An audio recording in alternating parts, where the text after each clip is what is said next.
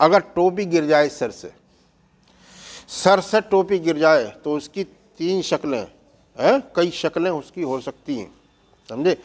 بلکہ ان تمام شکلوں کو 3 میں منحصر کرو۔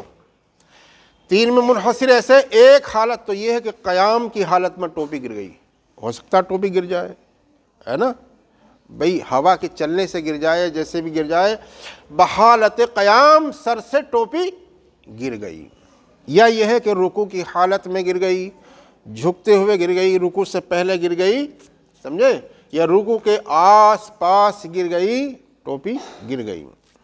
تو اب اگر مسئلہ یہ ہے کہ قیام کی حالت میں ٹوپی گر گئی اور قیام کی حالت میں ٹوپی اٹھانا چاہ رہا، قیام کی حالت میں ہی ٹوپی اگر اٹھائی تو اس میں عمل کثیر ہو جائے گا، اور عمل کثیر کی بنیاد پر نماز فاسد ہو جاتی ہے، نماز ختم ہو جاتی ہے، سمجھ گئے آپ؟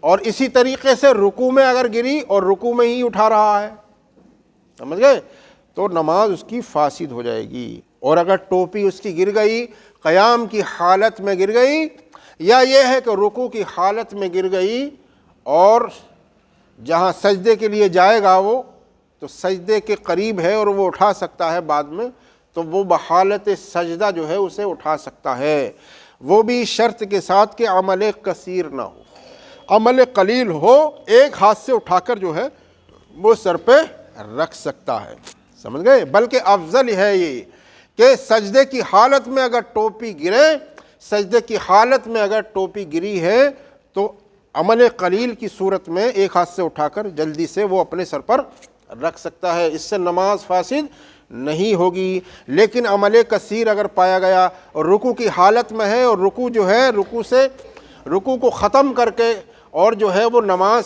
اس کے لیے جو ہے نماز کی حالت میں ہی ٹوپی کو اٹھا رہا ہے تو نماز تو فاسد ہو ہی جائے گی۔ قیام کی حالت میں ہے اور ٹوپی کو اٹھا رہا ہے تو نماز فاسد ہو جائے گی۔ لیکن سجدے کی حالت میں ٹوپی اگر گر گئی تو ٹوپی کو اٹھا سکتا ہے، بلکہ افضل ہے کہ ٹوپی جو ہے اپنے سر پر رکھ لے، اس سے جو ہے نماز فاسد نہیں ہوگی۔ واللہ تعالی اعلم بالصواب۔